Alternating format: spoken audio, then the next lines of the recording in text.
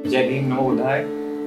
आज हम एक इतने दिलचस्प टॉपिक के ऊपर बात करेंगे जिसमें सुनकर आपको बहुत मज़ा भी आने वाला है और एक ऐसी जानकारी मिलने वाली है, शायद आपको एक साइंटिफिक अप्रोच जो है वो पता चले। तो हमारे साथ हैं डॉक्टर वीरेंद्र कुमार जी। डॉक्टर वीरेंद्र कुमार जी, आपका बहुत धन्यवाद, आपने अपना कीमती समय हमें दिया।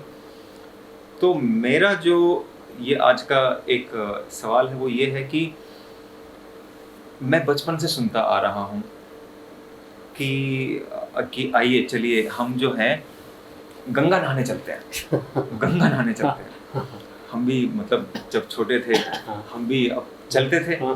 कोई हमारा पड़ोसी जा रहा है, कोई हमारा दूर का रिश्तेदार जा रहा है, दोस्त जा रहा है कि हम कहाँ से गंगा नहा के आए।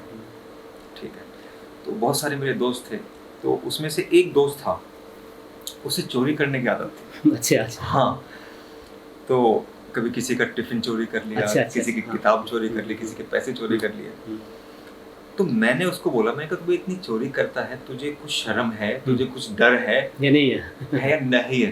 तुझे पाप चढ़ेगा, तू नरक में जाएगा और यमराज तेरे को ना तेरे पैरों से खींच के लेके जाएंगे।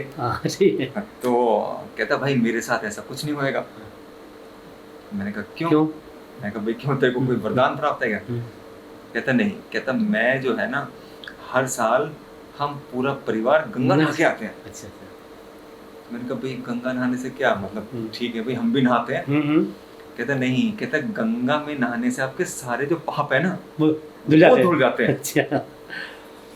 तो मैं बड़ा ही मतलब एकदम वो रह गया, एकदम मतलब साइलेंट रह गया कि मतलब ऐसा कैसे हो सकता है, क्या हो सकता है। तो बहुत वर्ष लग गई मेरे को जानने में, जब तो खैर मैं छोटा था। लेकिन आप ये थोड़ा सा बताइए कि मतलब ये क्या है, मतलब ये ऐसा क्यों? तो इस पर थोड़ा सा आप रोशनी डालिए। धीरज वीरेंद्र जी, बात ऐसी है कि हम इसकी शुरुआत भगवान बुद्ध के संदेश से करते हैं। मध्यम निकाय के अंदर एक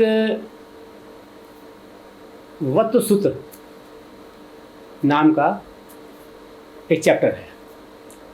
उस वत्त सूत्र में एक सुंदरिक भारद्वाज नाम का व्यक्ति भगवान बुद्ध के पास आए। उनका नाम था सुंदरिक भारद्वाज। सुंदरिक भारद्वाज। तो सुंदरिक भारद्वाज ने तथागत बुद्ध से कहा कि चलो बनते, पास में ही एक नदी है जिसका नाम है बाहुलका नदी, चलो उसमें स्नान करने चलते हैं। तो बुद्ध ने कहा कि क्यों, उस नदी में क्यों? तो सुंदरिक भारद्वाज ने कहा कि बनते, लोग उस नदी को बहुत मानते हैं, उस नदी की बहुत मान्यता है। ऐसी मान्यता है कि उसमें जो नहाएगा उसके सारे पाप धुल जाते हैं और उसको सारे पापों से उसको मुक्ति मिल जाती है। तो इसलिए उस नदी में बहुत लोग नहाने के लिए आते हैं, जो वो पाप करते हैं, गलत काम करते हैं, तो उससे उनको मुक्ति मिल जाती है।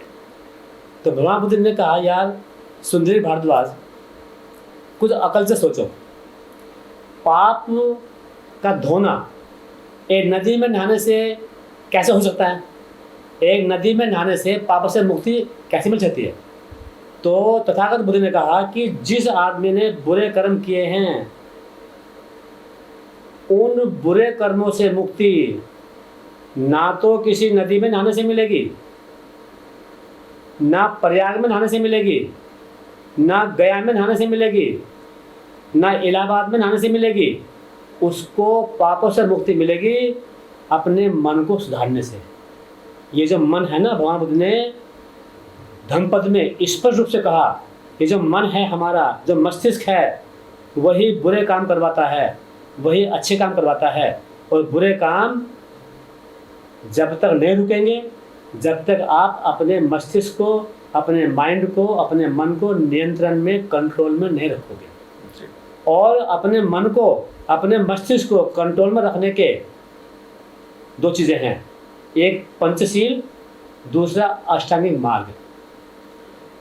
मोहम्मद ने कहा कि जब तक आदमी बुरे कर्मों से अपने आप को मुक्त नहीं करेगा अष्टांगिक मार्ग के द्वारा, जब तक उसको उसके बुरे कर्मों से मुक्ति नहीं मिलने वाली। तो ये बात डियर वीरेंद्र जी बिल्कुल बकवास है।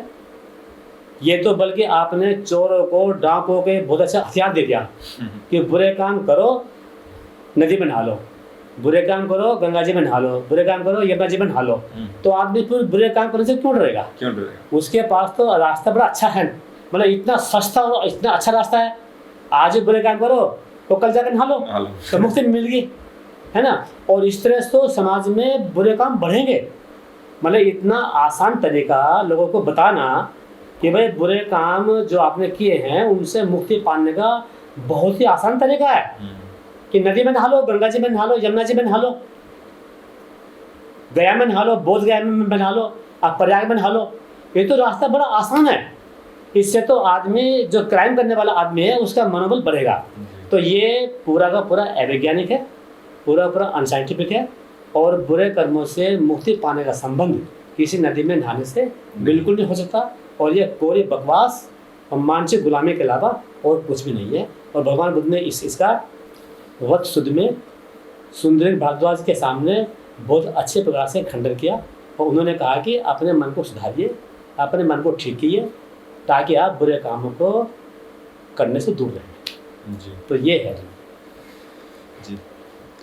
तो दर्शकों, आपको पता चला होगा कि जो भगवान बुद्ध ने जो एक एक्सप्लेनेशन दी कि जो नदी में नहाने से कुछ भी आपके पाप नहीं धुलते, इसके पीछे कोई भी वैज्ञानिक कारण नहीं है। यह केवल एक व्यवस्था बनाई गई है। तो हमें इसको समझना होगा। और जब भी हम कोई पाप करें तो ये सोच के करें कि किसी भी नदी में नहाने से वो पाप धुलेगा नहीं। आपका माइंड, आपका जो मन है वो वैसे का वैसा ही मैला रहेगा। तो आपको जो ध्यान देना है वो किसी नदी में नहाने से नहीं, अपने मन को धोने से ध्यान देना है। और मन को धोने का जो भगवान बुद्ध ने एक जो उपाय दिया वो है ध्यान लगाना, सम्यक समाधि। तो खैर, आज हम इस टॉपिक को यहीं पर ख़त्म करते हैं। मैं थोड़ा सा एक बार और मैं कहूँगा। जी जी।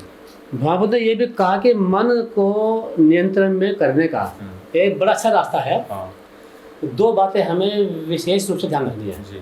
नंबर एक, हमें अपने दिमाग के अंदर किसी के प्रति ईर्ष्या नहीं रखनी। दूसरी बात, हमें किसी के प्रति बुरी भावना नहीं रखनी। यानी कि हमें द्वेष और ईर्ष्या से मुक्ति पाने। देखो, अगर हम किसी के प्रति द्वेष रखते हैं या ईर्ष्या रखते हैं तो सबसे पहले तो हमारा बीपी बढ़ेगा ना। सबसे पहले तो जो हमारा दिमाग है वो विकृत होगा ना। अब जिसके लिए हम द्वेष रख रहे हैं, ईर्ष्या रख रहे हैं, उसको तो पता भी नहीं है कि हमारे मन में उसके प्रति क्या है। तो पहले तो बीमार हम अपने दिमाग को कर रहे हैं। तो खुद बीमार। तो इसलिए तथागत बुद्ध ने कहा कि हम पाप ना करें, बुरे काम ना करें।